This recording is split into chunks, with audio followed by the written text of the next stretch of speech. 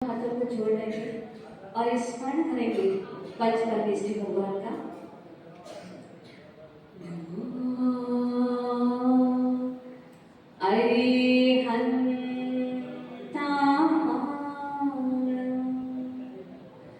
नमो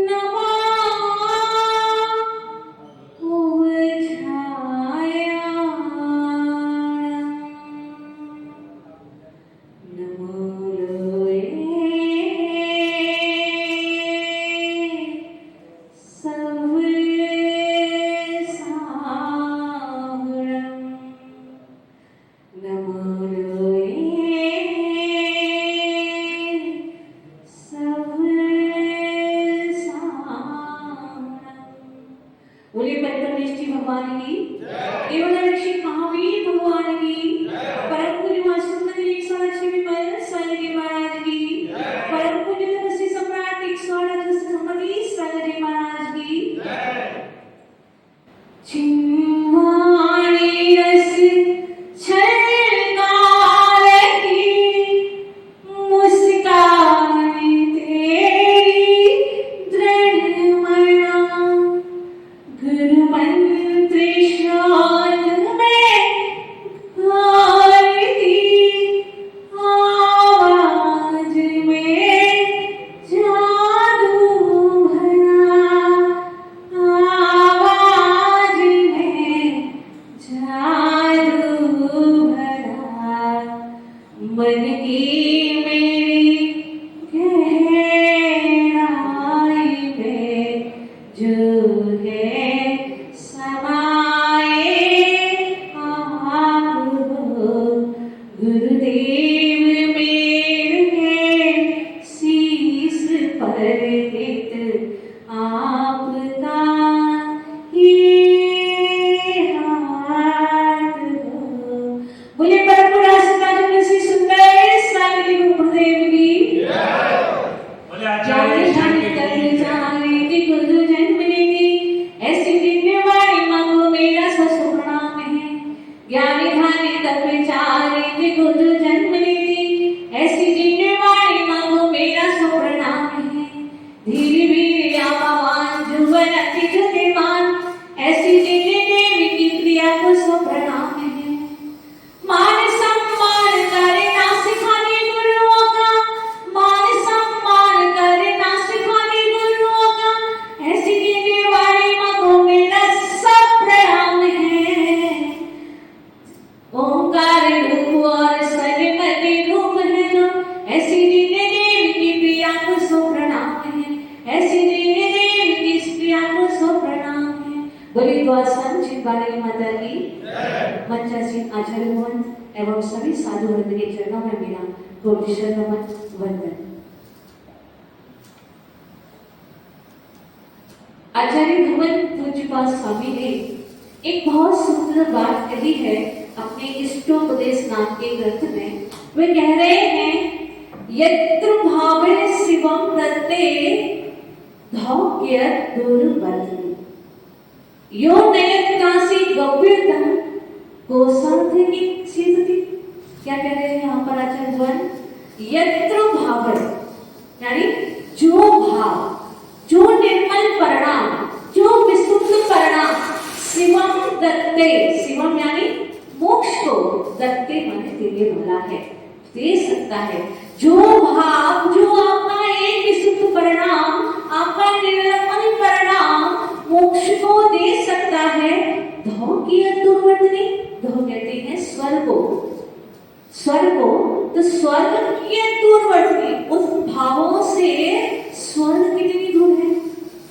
यानी कि जो आपको चरम स्थिति तक ले जा सकता है क्या वह आपको छोटी मोटी वस्तुएं नहीं दे सकता? दे ही सकता है, उसमें कोई आश्चर्य की बात नहीं है। यहाँ पर उदाहरण भी दे रहे हैं, क्या कह रहे हैं? योग अभ्यास यो नयन जो 2 कोस तक, जो गभ्युत यानी 2 कोस तक नयति माने शीघ्र से भार को ले जा सकता है, जो 2 कोस तक आराम से सहजता से भार को ले जा सकता है, क्या वह आधे कोस तक उस भार को नहीं ले सकता? जिस पुरुष की इतनी सामर्थ्य है कि वे 2 कोस तक भार को सहजता से, शालीनता से, बिल्कुल आराम से ले जा सकता है, तो वह आधा कोस तक उस भार को ले जाने में दुखी होगा क्या? नहीं हो सकता ना। तो उसी प्रकार यहाँ पर आचार्य भगवान कह रहे हैं कि जिन परिणामों से हमें मोक्ष की प्राप्ति हो सकती है, क्या उन परिणामों से हमें स्वर्ग और संसार के सुखों की प्राप्ति नहीं होगी? अवश्य ही होगी।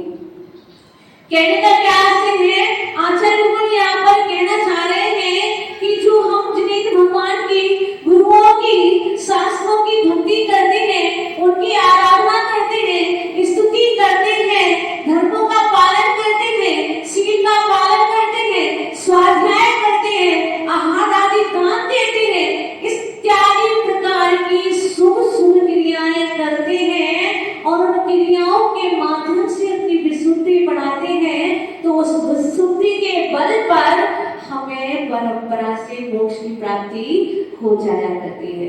ये जो वीतरागी भगवान है, इनकी शरण में एक बार जो आ जाता है, वह निश्चित रूप से अपना कल्याण कर लेता है, वह जगत के दुखों से मुक्ति प्राप्त किया करता है।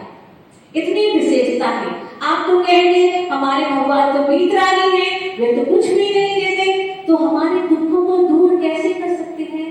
पर भैया, भगवान भले ही हमें कुछ नहीं देते, भगवान भले ही वीतरागी हैं, उनके पास जाने से, उनकी स्तुति करने से, उनकी आराधना करने से वो प्रसन्न नहीं होते हैं, और उनकी स्तुति नहीं करने से, उनके दर्शन नहीं करने से, उनकी शरण में नहीं जाने से वो नाराज भी नहीं होते हैं, क्योंकि वो तो परम वीतरागी है। और जो वीतरागी है, वे किसी से राग द्वेष कैसे कर सकते हैं? किसी को धनवान और किसी को निर्धन कैसे बना सकती है? किसी को सुखी और किसी को दुखी कैसे कर सकती है? पर आचार्य मंत्र भगवान कहते हैं ना, आस्ताम का समस्त समस्त दोषम तद संकटापि जनिताम तुनितानि हन्ति दूरे सहस्र किरण कुरुते प्रभवे परमा करे सुजल जाने विकास भाजी। क्या कह रहे हैं? जो समस्त दोषों से रहित आपकी स्तुति है, वह तो दूर रहे, क्योंकि स्तुति में क्या करते हैं हम? उत्कृष्ट उत्कृष्ट वर्णों के माध्यम से भगवान की आराधना करते हैं। ऐसी स्तुति तो दूर रहे, पर आपका केवल नाम स्मरण ही क्या करता है? संसार के प्राणियों के समस्त दुखों को नष्ट कर दिया करता है। कैसे? जैसे सहस्त्र किरणों वाला सूर्य तो दूर रहा करता है, लेकिन उसकी जो प्रभा है, जो उसकी किरण है, वे भी तालाबों में कमलों को विकसित कर दिया करती है।